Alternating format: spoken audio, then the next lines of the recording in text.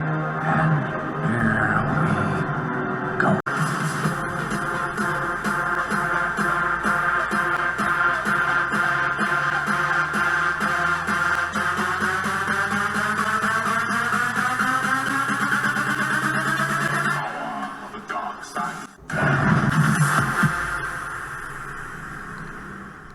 question one must ask is why so many white people have difficulty extending things that are basic laws, of how human beings interact to black people.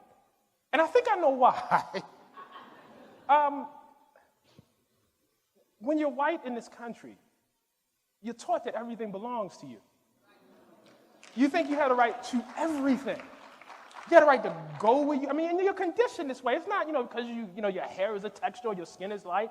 It's the fact that the laws and the culture tell you this. You have a right to go where you want to go, do what you want to do, be however, and people just got to accommodate themselves to you. What's up, all my Ewoks, Tribbles, Droids, and Wookiees? It's Anna, also known as That Star Wars Girl, and today I'm going to be talking about Superman and the man that you just heard from in that little speech right before, this started. That dude is going to be the new dude writing Superman alongside J.J. Abrams. That is the guy that Warner Brothers hired to write a Superman movie. Apparently, the new Superman movie is probably just going to be about Superman apologizing for his white privilege, even though he is an alien from Krypton. But this guy that is writing it, he has an agenda, and that seems to be all that big companies care about. Now, to go a little bit further into this movie is also going to be a J.J. Abrams movie, and I think that this meme perfectly sums it up, because J.J. started off by destroying Star Trek. He didn't even like Star Trek, for those of you that don't know. If you couldn't tell by his movies, he doesn't like Star Trek. He's never been a Trekkie, a Star Trek fan, which is why he, just blatantly had absolutely no regard or respect for the Star Trek universe and just destroyed it right off the bat. You can enjoy the J.J. Abrams Star Trek movies. That's completely fine. If you like it, you like it. But if you're a Star Trek fan and you've watched it, you can see the problems like night and freaking day. And then he moved on to Star Wars, and he destroyed Star Wars. Yes, Rian Johnson gets a lot of heat because he made The Last Jedi, which is a terrible fucking movie. But JJ's the one that set it up, and people, I feel like, forget that. JJ was the one that started off right off the bat that, hey, Han and Leia are failures as parents. Luke Skywalker abandoned his friends and family in the galaxy to go complain and cry on an island for 30 years. JJ is the reason we had that from the beginning. JJ could have easily made it, oh, look at Han, Luke, and Leia, and did kind of a Cobra Kai thing right off the bat, respecting the original characters and then creating these brand new characters, and, we care about them. JJ could have done that, but no, he decided to fuck everything up right from the beginning, and now he is coming for DC, and not only is JJ, gonna fuck up DC just like it depicts in this meme, but also this is the dude that's writing it. Now, I don't know, because it hasn't been revealed yet whether JJ picked this guy or DC picked this guy or Warner Brothers, whoever the fuck picked this guy. This is the guy that we're stuck with writing a Superman movie. Now, I didn't know who the hell this guy was until they made this announcement. I never heard of him, never seen any of his speeches, or apparently this dude wrote a book about himself. He wrote an autobiography. Now, personally, I think, when somebody writes an autobiography about themselves, usually it's when they're, at the end of their lives, they've done all their accomplishments and they like to reflect and write memoirs.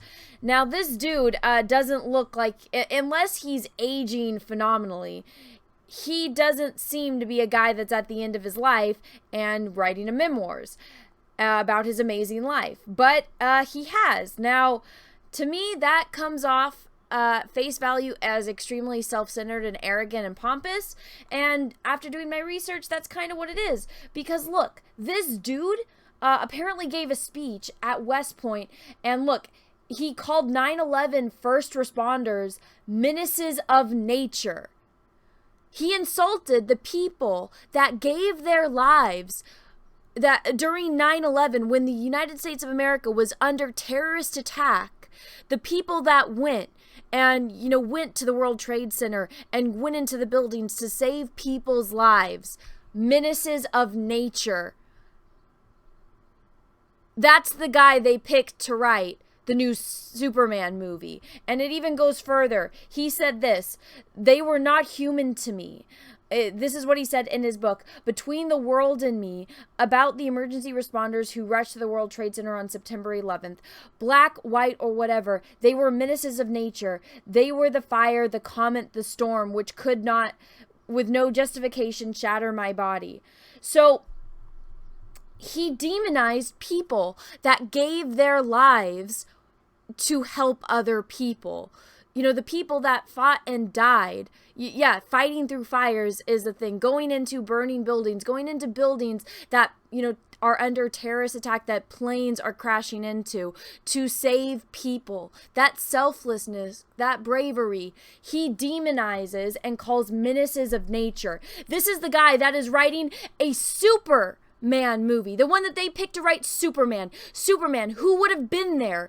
And Superman, the superhero that would have spent every second he could possibly spare to save as many people as possible. The first guy that would be there the second that he found out that this building was under terrorist attack and there was people whose lives were in danger. Superman would have been there first. This is the guy that's going to write Superman, the guy that demonizes people that gave up their lives to save people when, the United States of America was under terrorist attack. And you know what he justifies as this? Because you can go and you can look into this, and it's in his book. He justifies him saying that the people basically deserved to die, and, we deserved the terrorist attack that we got because of what happened back during slavery. He justifies that. And this is the guy that they're picking to write Superman. How absolutely fucking brain dead of Warner Brothers to do this. And it just disgusts me to my very core that they pick someone like this to write Superman.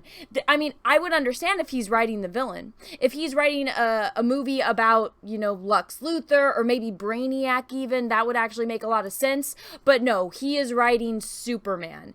It's going to be, honestly, I'm going to predict it now, or, theorize on it now. It's probably going to be Superman apologizing for his white privilege the entire fucking movie. Even though Superman is an alien from Krypton, he's going to be apologizing for his white privilege based on the way that this dude does stuff. But so people are, speculating that Michael B. Jordan is going to be playing Superman, because it seems that they are going to be going, like it says over in this article, that, J.J. Abrams is producing the feature, which according to sources is being set up as a Black Superman story. So everyone is speculating that Michael B. Jordan is going to be playing Superman. Now, here's a little clip of what Michael B. Jordan feels and what he thinks about this entire thing. And this clip, mind you, was from 2019. It's flattering and very humbling that they would like. Would you like to be Superman? It's tough. You know why? Because I hate being a businessman also, and understanding both sides of the situation. And I think there's a huge upside to it, but then there's just being under that microscope of just being picked apart and compared to so many different versions of Superman. I would rather do something original. Really? But the chance to be Superman, it's cool. In your skin. I'll be Calvin Ellis. There's another version of Superman that from Earth 23. I'm a comic book guy. Okay. So Calvin Ellis is Earth 23. I don't know who you're talking about, but So and I just had a little moment where I'm like, am I going to act like I know what he's saying? Or do I just do that little kind of, oh yeah, Calvin, oh yeah. There's another version of Superman in another dimension that is Black already in the comic books that exist, and I think the comic book purists can accept that more than me being Clark Kent from Kansas, and I that's a different thing. So that's a very different thing. Very different thing. Mm-hmm. Now, I just want to make it clear, I really like Michael B. Jordan, and I have absolutely no problem with him playing Superman, and I have no problem with colorblind casting. And people that usually audition, or when they're doing the auditioning process for movies, unless they specifically write a role for an actor or actress, they usually audition thousands of people, and if they said, hey, we auditioned thousands of people, and this guy was the best guy for the job. He gave the absolute best performance. He delivered the lines, you know, above our expectations, and he just stood out of all of the people that auditioned. He was the best one for the job. I can respect that, and I understand. But today, the way that, you know, people are, and I mean, even the guy that I showed you earlier that they picked to write this movie, they don't care about that. They just want to push an agenda. And the people that complain about this shit, even like Oprah in that clip, she doesn't know anything about superheroes. She doesn't know anything about the DC universe. She didn't even know that this character existed, that Calvin Ellis existed. And so she, and a lot of people like her that don't know about these franchises, they complain about diversity and lack of inclusion, but these problems that they're complaining about don't exist, and they would know that if they read the source material. Now, props to Michael B. Jordan. I had no idea that he was an actual fan, so props to him for knowing his shit.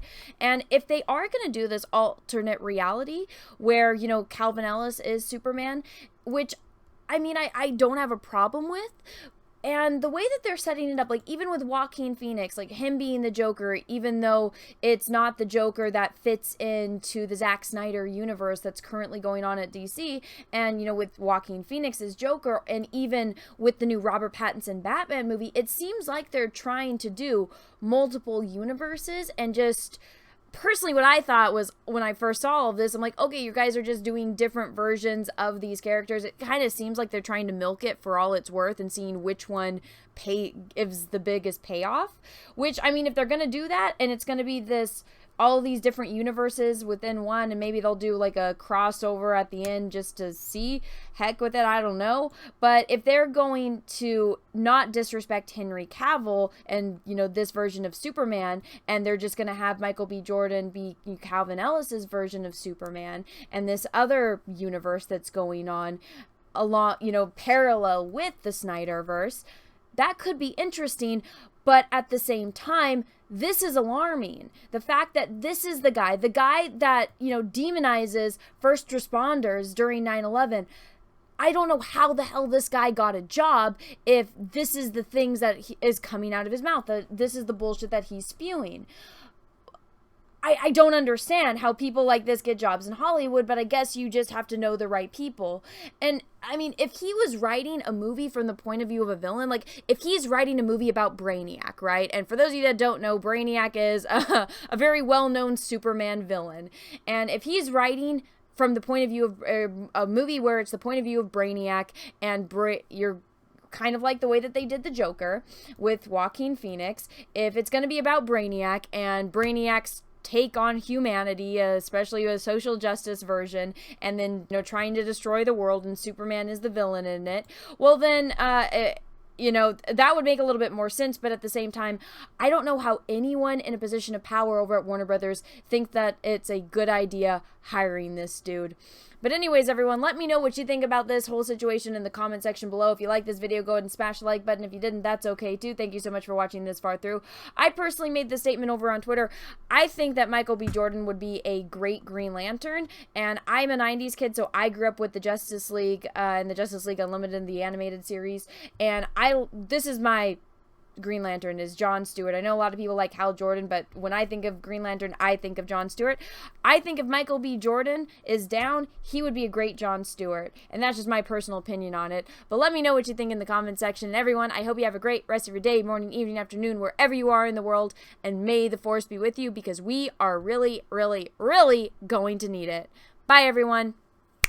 Hey everyone, I just wanted to let you know, if you didn't know already, that I have an Etsy where I sell prints of my artwork. I got horror villains, Marvel, DC, and Star Wars characters. The latest Star Wars character that I just added was the one, the only, Gina Carano as Cara Dune. Now, Gina herself even loved the painting. So if you want to go check that out, the link is in the description of this video. They are selling like crazy, and I am still only in the pre-sale, so go pick that up before they're gone. Also, if you want to see a video of me painting and explaining how to paint like this, go over and check out my art channel. The link is in the description of this video. Go over, smash the subscribe button, ring the bell for notifications. That way you don't miss it when I post the video. Everyone, thank you so much. Have a great rest of your day.